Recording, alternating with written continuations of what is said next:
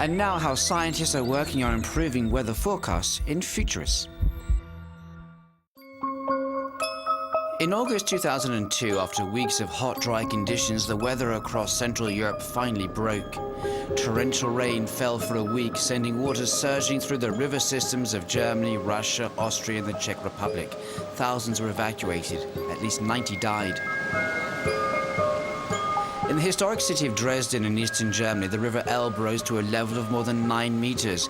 It was the highest level since records began in the 16th century. 30,000 residents were forced to flee their homes. Officials worked frantically to protect the city's treasures. A few kilometers upstream from Dresden in Bad Schandau, floodwaters were about to engulf the town. Gunter Weihudi, a shopkeeper, remembers the 16th of August very well. We saw that the streets were flooded, and this was when we realized that we had to think ahead and that we were about to be exposed to great danger. We tried to take out stuff from the basements and put it somewhere safe, and then we were informed that the city was to be evacuated, that we had to get out, and we just had to accept it. Dass man dann raus musste, das war dann die Wahrheit und dass man dann sich damit abfinden konnte. The residents of Bad Schandau are used to floods. Gunter has a flood diary on the wall outside his shop. A team of researchers in Britain is now working to ensure that people have more warning. At the European Centre for Medium-Range Weather Forecasting in Reading, west of London, scientists are dedicated to improving the accuracy of forecasts. One of the techniques being used is ensemble forecasting, where 50 different simulations are run, each with slightly different information. The basic idea is this, that instead of running a single weather forecast every day, we would run 50 different weather forecasts. We would run our model 50 times.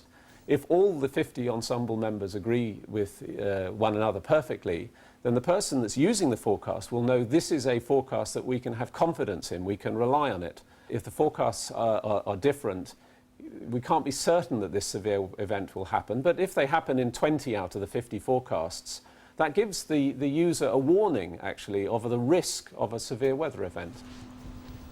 One tiny difference in data can change an entire forecast, sometimes dramatically. This was the case with Lothar, a violent cyclone which devastated part of Europe in December 1999. One simulation didn't predict the storm at all.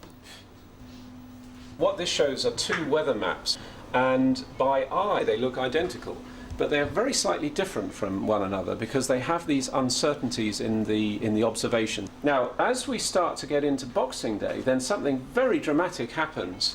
In the lower of the two weather maps, there's this very intense vortex. So if you were a poor forecaster having to make a TV forecast and all you had available was that top weather forecast, you would get it completely wrong, because you would say it's not a very bad day, it's a bit of sort of westerly wind, nothing very dramatic. Whereas if you had had the lower map, you would have said that this was a really severe weather event.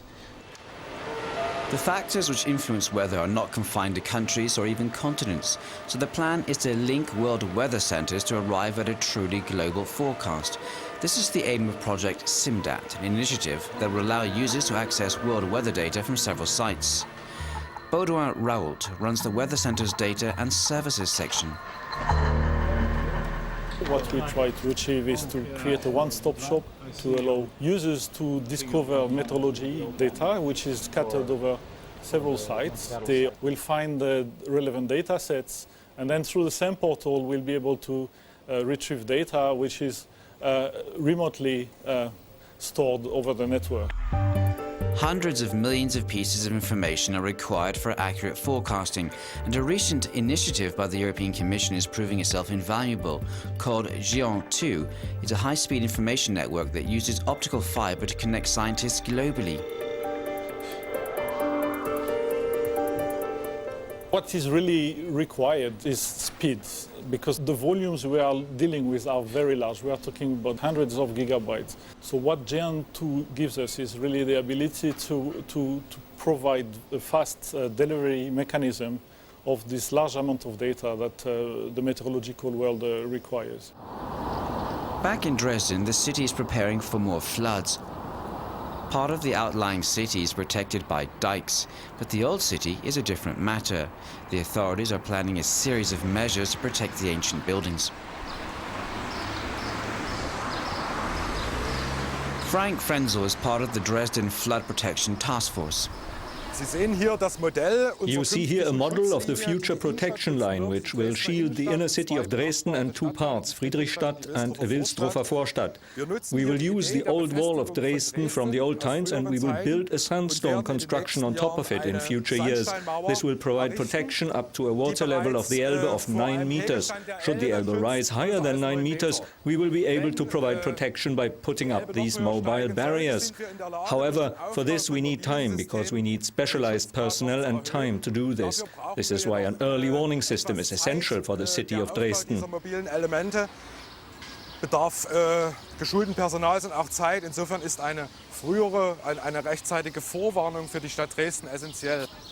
As Europe experiences more frequent catastrophic weather events, forecasting them accurately is becoming increasingly critical.